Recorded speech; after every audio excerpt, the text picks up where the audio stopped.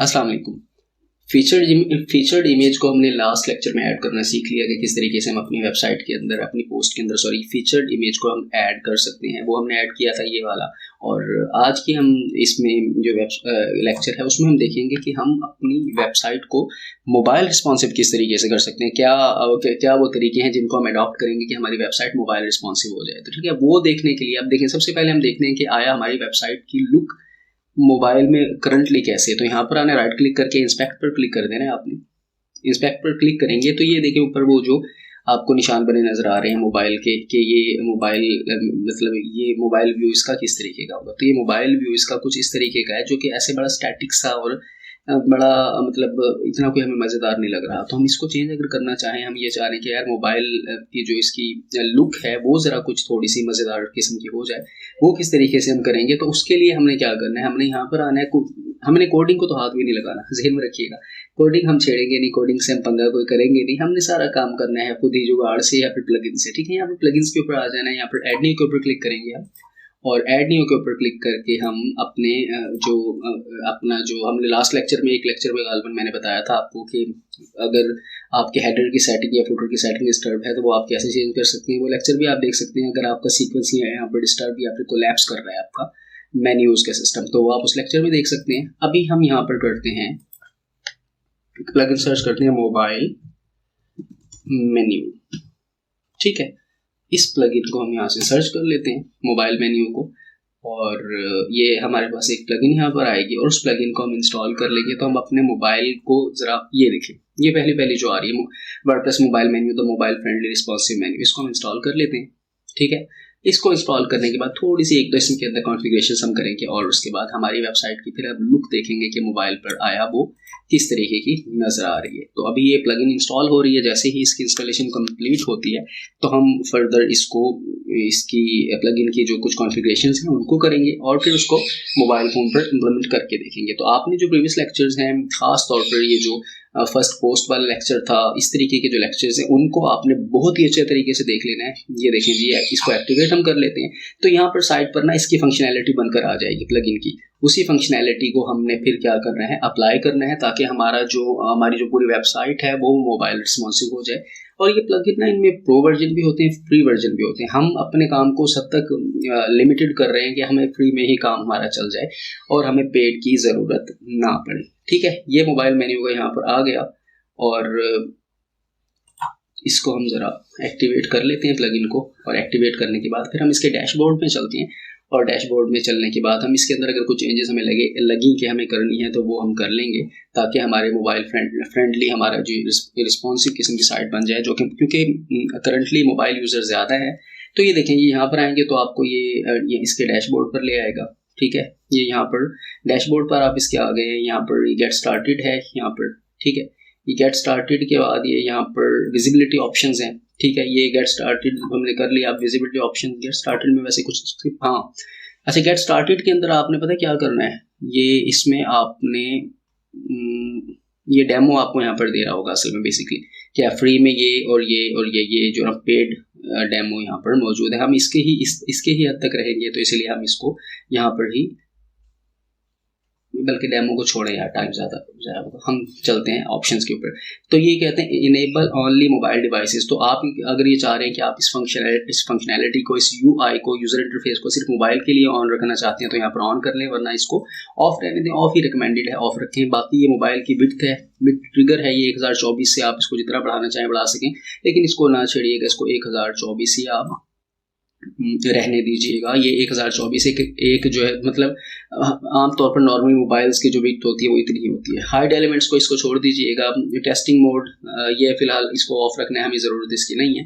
इसी तरीके से यहाँ पर हम आ जाते हैं फॉन्ट ऑप्शंस के ऊपर। अब यहाँ पर हम फॉन्ट फैमिली को हम चेंज कर सकते हैं। हम कोई और फॉन्ट यहाँ पर अप्लाई करना चाहें वो कर सकते हैं। साइजेस को हम कम ज़्यादा, वो बात फिर वही है, शॉर्टेज ऑफ टाइम। ये एक चीज़ एक्सप्लोर मैं नहीं कर सकता ना, पॉसिबल है, तो इसीलिए इनको आप एक्सप्लोर खुद कर लीजिएगा कि फॉन्ट स्टाइल क्या हो, नॉर्मल हो या इटैलिक हो या फिर जो लेटर स्पेसिंग कितनी हो। ठीक है, ये चीज़ें आप जब करेंगे तो आपको पता चल जाएगा कि लेटर के दरमियान फ़र्क कितना ही लेटर स्पेसिंग होती है। इसी तरीके से ये यहाँ पर आपको लुक दिखा रहा है उसकी। इसके अलावा टेक्स्ट आफ्टर आइकन फॉन्ट ये उनकी हैं, ये लेफ्ट मेन्यू ऑप्शंस हैं, ये फॉन्ट उनके हैं, टेक्स्ट बिफोर आइकन है उनकी हैं। ये सारी चीज़ों को आप इनको एक्सप्लोर खुद कर लेंगे। सेव चेंजेस कर लेते हैं फिलहाल। करने के बाद ज़रा सेव चेंजेस कर ली, वर्डप्रेस भी स्लो हो गया काफ़ी। ठीक है, लोकल होस्ट के ऊपर ये आपने काम कर लिया। उसके बाद हम यहाँ पर एडवांस्ड ऑप्शंस में आते हैं। इनमें से हमें किसी चीज़ को छेड़ने की ज़रूरत नहीं है क्योंकि ये रेलेवेंट है CSS और JS से, यानी कि जावास्क्रिप्ट से। सो हमें इसको छेड़ने की ज़रूरत नहीं है। इनको फिलहाल ऐसे ही रहने दीजिएगा, ख़ास तौर पर अगर आपको कोडिंग ना आती हो तो, वरना फिर कोई नया कटा खुल जाएगा। ठीक है, इसी तरीके से इंपोर्ट एक्सपोर्ट है, इसको भी आपने सेटिंग्स को ना हमें इंपोर्ट करने की ज़रूरत है ना फिलहाल एक्सपोर्ट करने की ज़रूरत है, तो इसको भी छोड़ दीजिएगा। हेडर यहाँ पर है, हेडर के अंदर है यहाँ पर ये हैमबर्गर मेन्यू है और हेडर मेन्यू है, हम इसको हेडर मेन्यू ही रहने देंगे। यहाँ पर आप हेडर को स्टिकी करना, स्टिकी क्या होता है कि वो आप नीचे भी आते जाएंगे तो हेडर आपका साथ साथ चलता हुआ आएगा, इसको कहते हैं स्टिकी हेडर। ठीक है, आपने इसको नहीं करना तो ना करें, करना है तो कर भी लीजिए। ठीक है, इसी तरीके से लोगो यहाँ पर डिसेबल रखना है आपने। अगर आप यहाँ पर लोगो ऐड यूज़ कर रहे हैं तो आप लोगो को इनेबल कर लें, अगर टेक्स्ट यूज़ कर रहे हैं तो टेक्स्ट को इनेबल कर लें। ठीक है, ये कर लें। उसके बाद हेडर शेडो है, उसको हेडर को शेडो देना चाह रहे नहीं देना चाह रहे, वो यस और नो कर सकते हैं। हेडर की हाइट विड्थ को आप देख सकते हैं यहाँ से, हेडर के फॉन्ट साइज को आप यहाँ से कम ज़्यादा कर सकते हैं। हेडर को अलाइन कर सकते हैं सेंटर लेफ्ट या राइट पे आप करना चाहते हैं, सेंटर में ही रिकमेंडेड है, यहाँ पर ही रखिएगा।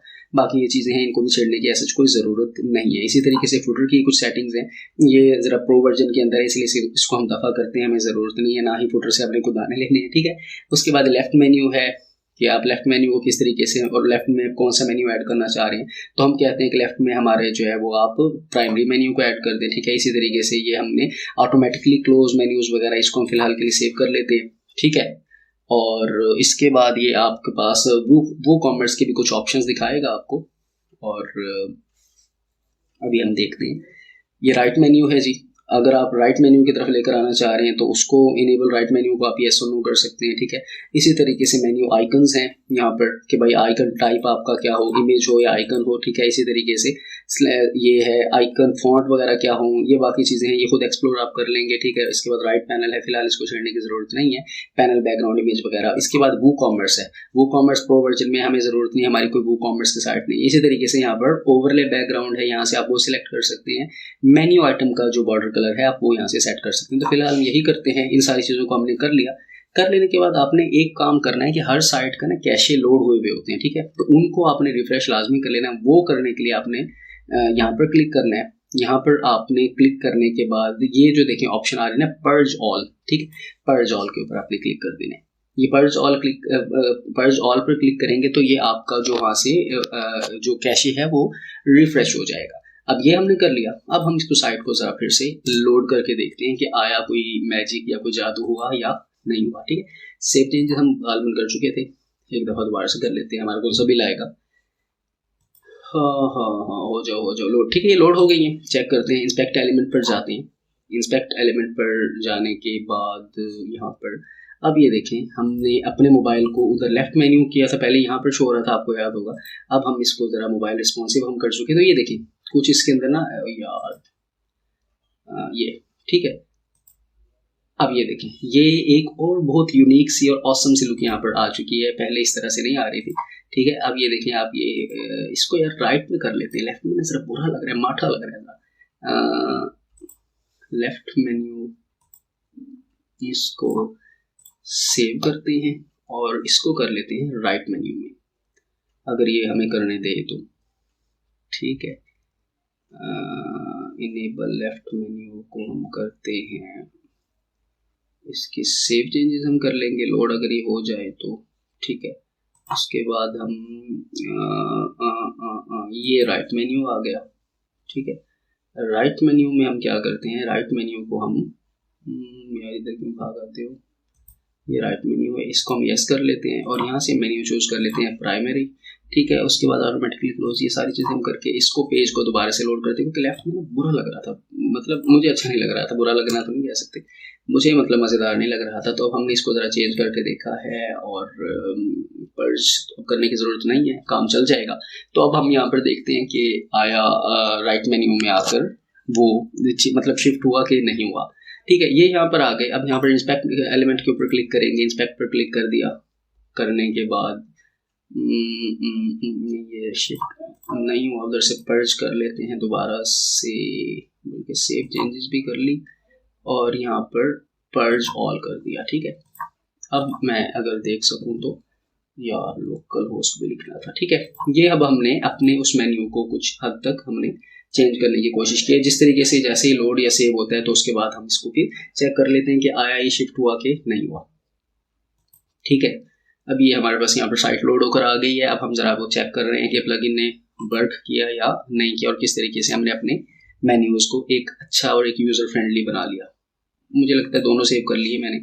चलें वो मैं खैर उसको कर लूँगा समझाना, असल मकसद आपको समझाना था। वो वाला ख़त्म नहीं हुआ है अभी, वो लेफ्ट पे भी है।